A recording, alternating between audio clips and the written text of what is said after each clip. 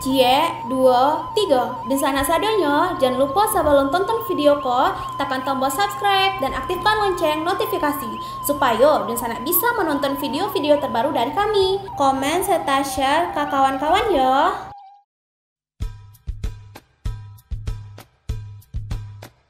Halo penonton channel Kabar Rantau dimanapun Dun Sanak berada, selamat datang kembali di video Kabar Rantau. Di video kali ini kita akan membahas deretan pengusaha-pengusaha Indonesia berdarah Minangkabau. Tapi sebelum masuk ke pembahasan, jangan lupa nyalakan tombol notifikasi, agar kalian tidak ketinggalan video terbaru dari kami.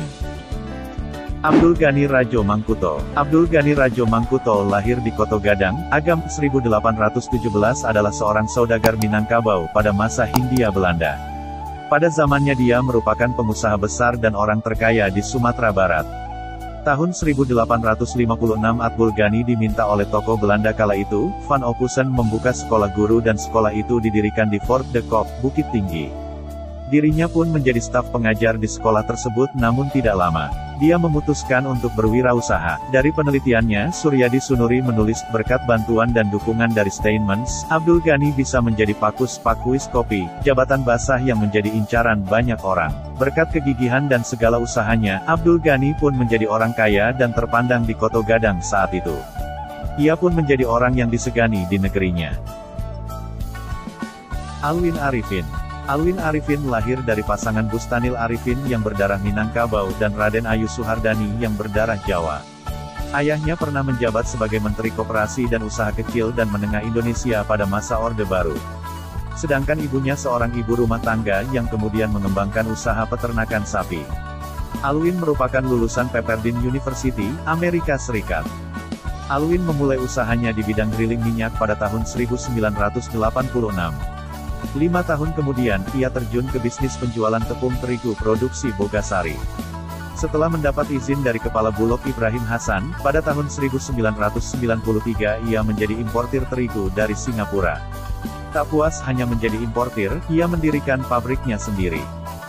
Setelah usahanya berkembang, ia ditugaskan ayahnya untuk membentuk holding perusahaan keluarga. Sejak tahun 1995, posisinya digantikan oleh adiknya Emil Arifin, dan Alwin fokus berbisnis tepung terigu. Saat ini ia menjabat sebagai Direktur Utama PT Sriboga Raturaya yang membawahi salah satu produsen terigu di Indonesia, Sriboga Flour Mill. Perusahaan yang dikelolanya itu kini merupakan produsen terigu terbesar ketiga di Indonesia. Setelah menggandeng Mitsubishi Corporation, ia berencana ingin menguasai pangsa pasar ASEAN. Basrizal Koto. Basko lahir di Kampung Ladang, Padang Pariaman dari pasangan Ali Afsar dan Janinar. Masa kecilnya sangatlah getir, di mana Basko sempat merasakan hanya makan sehari sekali, di mana untuk makan sehari-hari saja sang ibu harus meminjam beras ke tetangga. Ayahnya hanyalah bekerja sebagai buruh tani yang mengolah gabu. Karena susahnya hidup, ia ditinggal ayahnya yang pergi merantau ke Riau. Ketabahan sang ibu yang dipanggilnya Amak dalam menghadapi kehidupan selalu membekas di hatinya. Basko yang panjang akal dan visioner mengawali usahanya dengan berjualan sayur. Meski tidak punya uang tetapi dengan modal kepercayaan, sayur yang belum dibayar dibawanya ke restoran Padang dan dijual dengan selisih harga yang lebih tinggi. Perjalanan hidupnya penuh warna dan keinginan untuk terus mengubah nasib mengantarnya menjajal berbagai macam profesi mulai dari kernet, sopir, pemborong, tukang jahit hingga akhirnya menjadi dealer mobil. Basko adalah pemilik dari Harian Haluan Padang di beberapa daerah, dan pemilik Grand Basko Mall Padang. Boni Z Minang adalah seorang pengusaha Indonesia. Ia merupakan pemilik sekaligus Presiden Direktur dari PT Minang Jordanindo, sebuah konglomerasi yang bergerak di berbagai bidang usaha, seperti industri mesin, industri pig iron, pertambangan biji besi, perkebunan, produksi arang, perdagangan umum, transportasi, teknik, dan sektor makanan. Perusahaan ini berbasis di Jakarta. PT Minang Jordanindo merupakan mitra dari Kats Uraltrak, sebuah perusahaan raksasa dari Rusia yang memproduksi alat-alat berat, seperti traktor dan juga tank pada masa Perang Dunia II. Mereka bekerja sama mendirikan pabrik di Kalimantan Timur, dan juga termasuk kerjasama dalam alih teknologi. Nota kesepahaman atas kerjasama tersebut ditandatangani oleh Presiden dari kedua negara, yaitu Susilo Bambang Yudhoyono dari Indonesia dan Vladimir Putin dari Rusia pada Oktober tahun 2007. Elidawati Ali Umar. Elidawati lahir di Kediri, pada tanggal 6 Juni tahun 1964 dari orang tua asli Minangkabau. Ayahnya seorang guru agama di Padang, Sumatera Barat yang dikirim pemerintah untuk mengajar di Kediri. Merasa keamanan diri dan keluarganya terganggu karena sempat menjadi target Partai Komunis, sang ayah memboyong keluarganya untuk menetap kembali di kampung, Ranah Minang, bertepatan dengan terjadinya peristiwa gerakan tanggal 30 September. Pada 2012, Elidawati memilih untuk merintis usaha sendiri dengan mendirikan brand fashion hijab Elzata. Mulanya, nama mereka yang diusung adalah Zata, diinspirasi dari nama anaknya. Namun, setelah mendapat gugatan dari Zara, brand lini pakaian dari Spanyol, Elidawati memutuskan untuk menambahkan nama panggilannya, El, sehingga menjadi Elzata. Keputusan ini dimaksudkan agar nama Zata tetap bisa dipakai. Seiring tumbuhnya kesadaran untuk berhijab, muncul hijaber community yang membuat brand-brand fashion hijab baru, langsung diterima oleh mereka. Dalam kurun waktu 2 tahun, Elzata merambah hampir ke seluruh Indonesia. Tokonya telah bertumbuh dari 5 menjadi 63 buah, 23 toko resmi dan 40 toko jaringan. Toko-toko ini berada di mal-mal besar, seperti Mall FX Jakarta, hampir di seluruh pusat perbelanjaan ITC di daerah, serta ruko di banyak jalan protokol di kota-kota besar. Firdaus HB, atau Firdaus Hasan Basri lahir di Bukit Tinggi, Sumatera Barat, tanggal 6 Maret tahun 1968 adalah seorang pengusaha Indonesia yang bergerak di bidang konstruksi sebagai bisnis utamanya dan berbasis di Surabaya. Ia dipercaya memimpin organisasi pengusaha konstruksi atau Gapensi Gabungan Pelaksana Konstruksi Nasional Indonesia Kota Surabaya, Jawa Timur, untuk periode tahun 2011 sampai tahun 2016. Di bidang sosial kemasyarakatan, Firdaus yang usahanya berbasis di Surabaya itu juga menjadi Ketua Umum Gebu Minang Jawa Timur, serta Ketua Umum Forum Pembauran Kebangsaan Provinsi Jawa Timur yang juga melibatkan Wakil Gubernur Jatim, Syaifullah Yusuf sebagai Dewan Pembina. Ia aktif dalam kegiatan pembauran antar suku bangsa yang terdapat di provinsi tersebut. Herman Nawas. Herman Nawas lahir dari pasangan Abu Nawas dan Nurbaya sebagai anak kelima dari 10 orang bersaudara. Ayahnya, Abu Nawas, bekerja sebagai pedagang souvenir di Bandara Tabing. Salah seorang kakeknya diketahui merupakan tokoh pejuang perlawanan rakyat Silungkang pada 1927. Herman menyelesaikan pendidikan dasar hingga menengahnya di Padang pada 1974. Ia berkuliah di Sekolah Tinggi Bahasa Asing Prayoga Padang dan Fakultas Ekonomi Universitas Andalas. Setelah tamat, ia sempat bekerja sebentar di Kuningan, Jakarta, lalu kembali ke Padang pada 1981. Pada 1985, Herman Nawas dan istrinya mendirikan Akademi Manajemen Informatika dan Komputer, AMIK YPTK, yang merupakan akademi komputer pertama di Pulau Sumatera.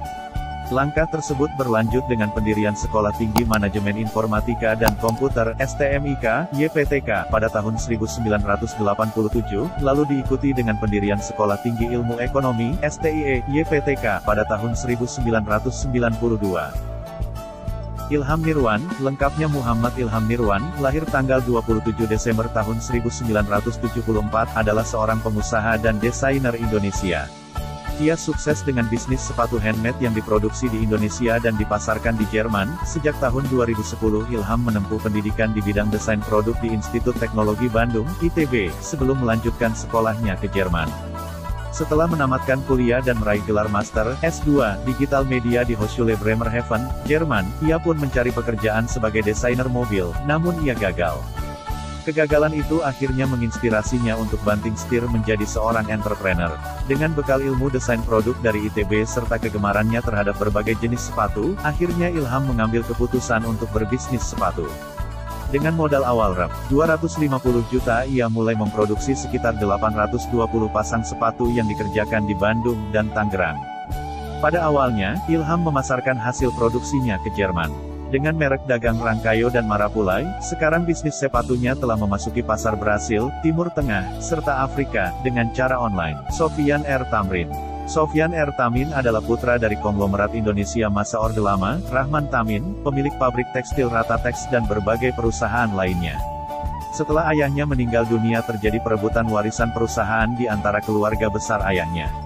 Sofyan tanpa banyak menuntut menerima 15% dari total kekayaan warisan ayahnya. Karena tak ingin bersengketa, ia pun mengambil keputusan untuk tidak ikut meneruskan perusahaan yang masih berjalan, dan mendirikan sendiri perusahaan yang dimulai dengan modal kecil. Dengan mendirikan CV Apollo, Sofyan meniti usaha baru yang bergerak dalam pembuatan baut dan mur. Dengan ketekunan, serta bakat dan ketulusannya usahanya berkembang jadi besar dengan bendera PT Moon Lion Industries. Rusman Mamur. Rusman Mamur lahir tanggal 3 November tahun 1933 adalah seorang pengusaha Indonesia. Ia merupakan pendiri jaringan pasar swalayan Islami Tip Top Supermarket dan Department Store yang menerapkan cara-cara yang sesuai ajaran Islam dalam kegiatan perdagangannya. Setelah bekerja selama 7 tahun, Rusman kemudian berhenti dan mengikuti keinginan hatinya untuk terjun ke dunia usaha. Namun, tidaklah mudah, usaha yang digelutinya mengalami jatuh bangun. Ia lalu melanglang buana ke Eropa untuk mencari pandangan baru tentang dunia usaha. Sepulang dari Eropa, Rusman menetapkan pilihan pada bisnis kebutuhan masyarakat sehari-hari. Pada tahun 1979, ia kemudian mendirikan minimarket pertamanya seluas 400 meter dengan nama Tip Top Plaza di Rawamangun, Jakarta Timur. Usahanya kemudian berkembang terus, sehingga setiap tahun ia harus memperluas bangunan minimarketnya. Pada tahun 1985, minimarket Tip Top sudah berubah jadi pasar swalayan dengan nama Tip Top Supermarket dan Department Store dengan area seluas 3.000 meter dan dilengkapi dengan arena bermain anak. Dr. Rizal Sini. Rizal Sini, spok gelar Sultan Sari Maharaja Besar, lahir di Padang, Sumatera Barat, adalah seorang ahli ginekologi dan pengusaha Indonesia. Ia merupakan pendiri dan pemilik jaringan Rumah Sakit Ibu dan Anak, RSIA, Bunda, serta Hotel Daima Prasanti, Padang. Selama hidupnya sebagai pengusaha, beliau terus berjuang untuk memberikan kontribusi peran RS swasta di Indonesia. Awalnya pada tahun 1973, Rizal dan beberapa temannya membangun rumah bersalin Bunda yang berlokasi di tempat praktiknya di Jalan Sultan Syahrir Menteng, Jakarta Pusat. Usaha rumah sakit itu berkembang terus dari waktu ke waktu.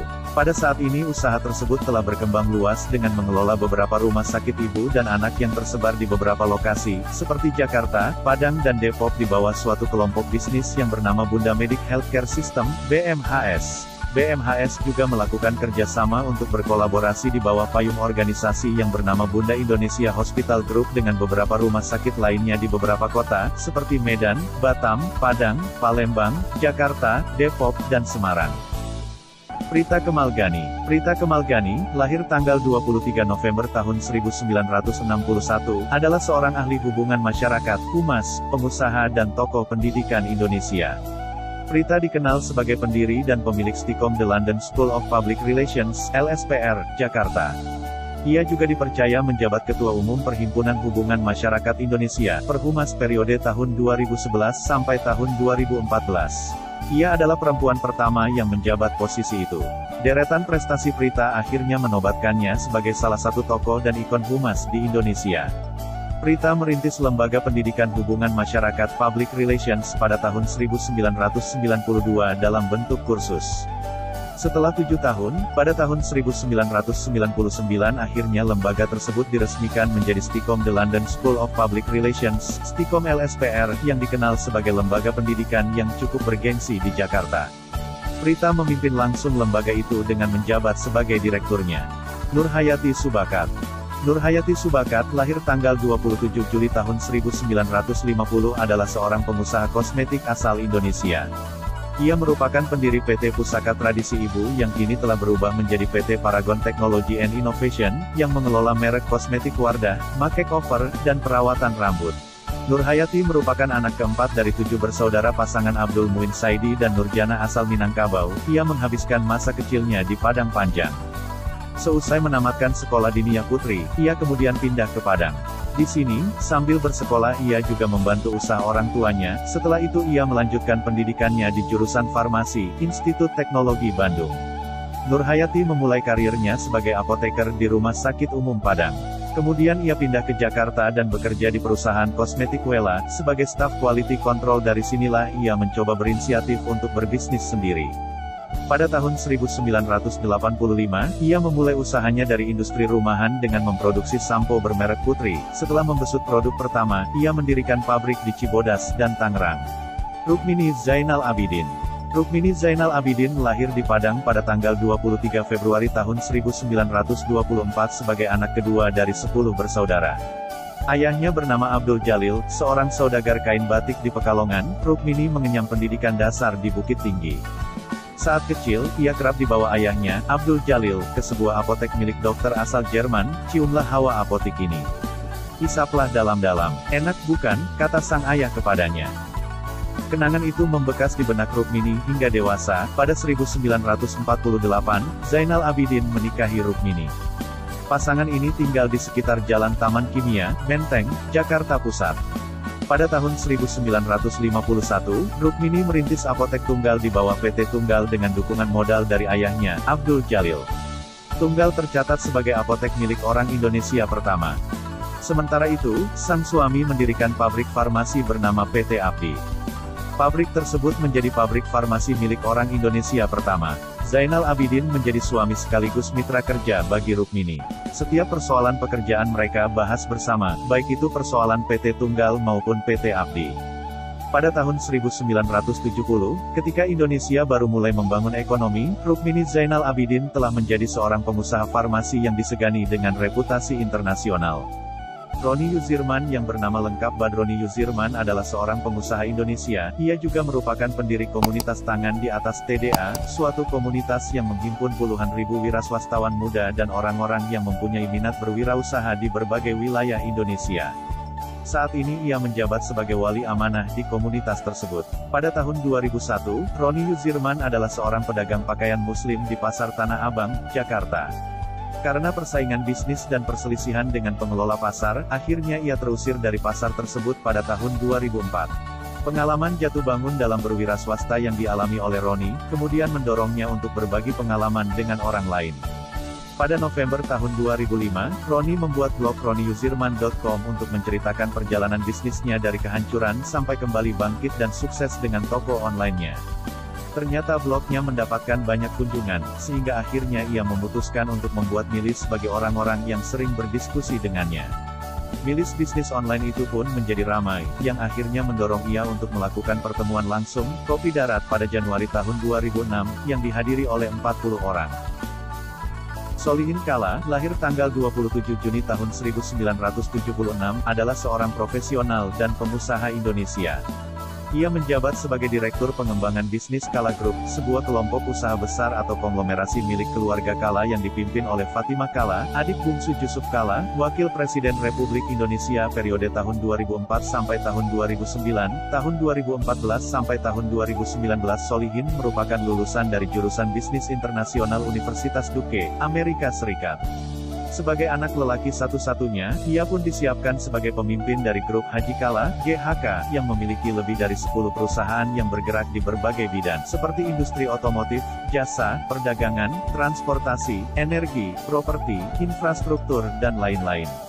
Ia menjalani karirnya dari bawah dan secara berjenjang kemudian menjadi pimpinan pada perusahaan-perusahaan yang mempekerjakan tidak kurang dari 2.000 karyawan tersebut.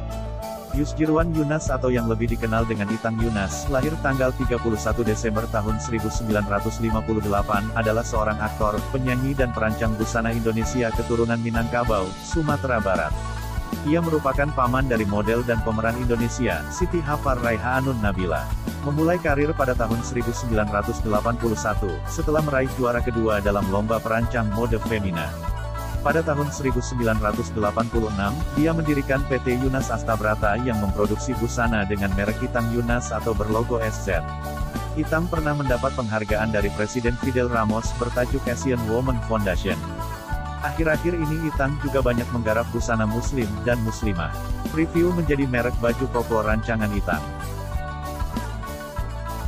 Azan Tribudiman, lebih dikenal dengan nama Chef Azan, adalah seorang ahli kuliner dan pengusaha Indonesia.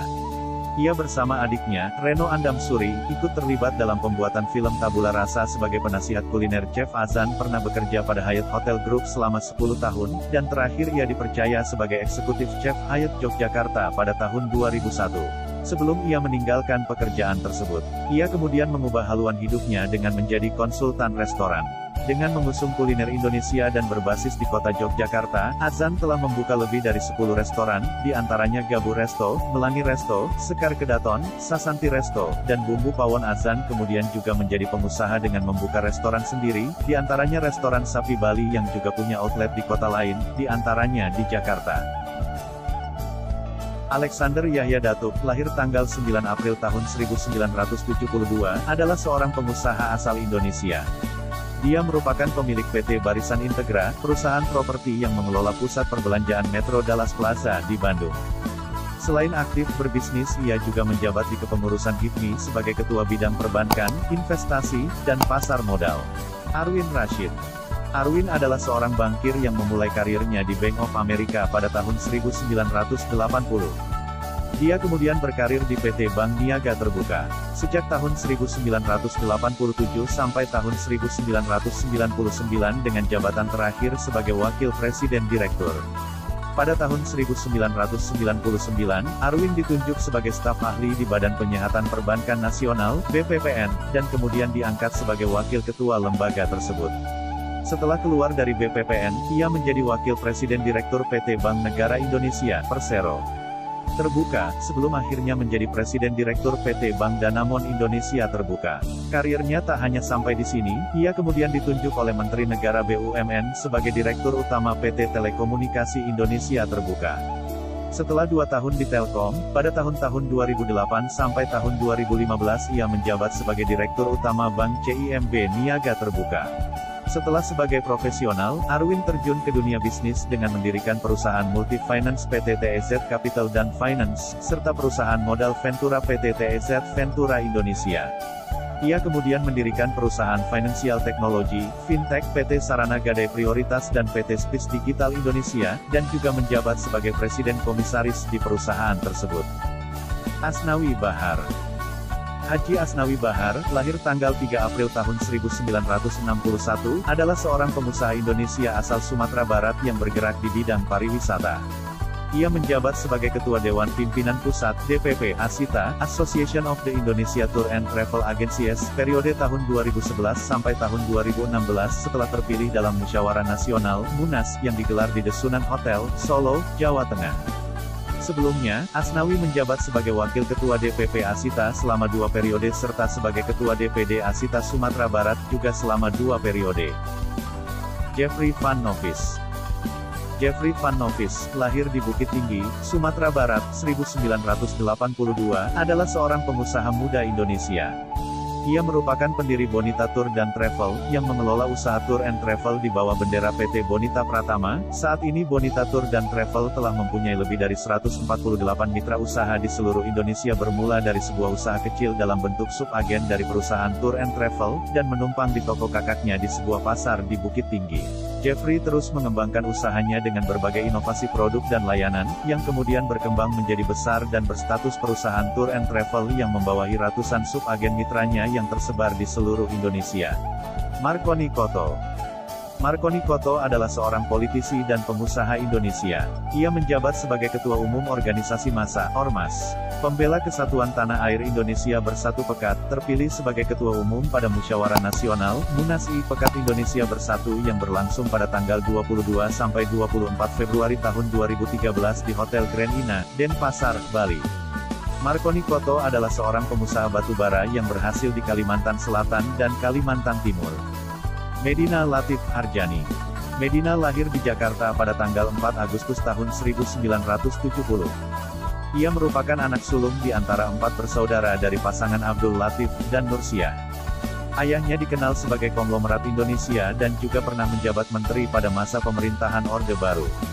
Medina mempunyai adik yang bernama Ahmad Dipo Ditiro, atau yang lebih dikenal sebagai Dipo Latif, yang juga aktif mengelola beberapa anak perusahaan dari Alatif Corporation yang didirikan ayah mereka sejak awal tahun 1970-an. Ia merupakan Direktur Pasaraya, anak perusahaan dari sebuah holding company, Alatif Corporation, yang didirikan oleh Abdul Latif, seorang konglomerat dan mantan Menteri Indonesia.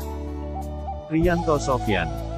Riyanto Sofyan, lahir tanggal 26 Juni tahun 1958, adalah seorang pengusaha dan merupakan perintis hotel syariah di Indonesia. Ia menjabat sebagai Komisaris Utama PT Sofyan Hotels Terbuka, serta sebagai Direktur Utama pada beberapa perusahaan lainnya. Lebih dari 38 tahun berbisnis di bidang perhotelan dan pariwisata. Ia telah merancang, mengembangkan, mengelola dan menjalankan proyek-proyek hotel dan bisnis pariwisata lainnya di Indonesia, dengan membawa perusahaannya untuk go public pada tahun 1989, dengan penawaran saham perdana, IPO, mengalami kelebihan permintaan sebesar 300%. Sejak tahun 1992, ia telah berhasil mengembangkan sebuah konsep baru yang memperkaya industri perhotelan dan pariwisata dengan konsep halal, syariah compliance, dengan tetap menjaga inklusivitas sehingga dapat diterima oleh semua segmen pasar. Keberhasilan ini terbukti dengan meningkatnya pendapatan dan jumlah portfolio hotel secara signifikan di perusahaannya. Zulkifli Sikumbang. Zulkifli Sikumbang lahir pada tanggal 7 September tahun 1963 di Padang, Sumatera Barat. Ia menikah dengan seorang perempuan bernama Nilma Evi. Ia menamatkan pendidikan dasarnya pada tahun 1975. Selanjutnya ia menempuh pendidikan menengah di SMP 1 Padang, dan tamat pada tahun 1979.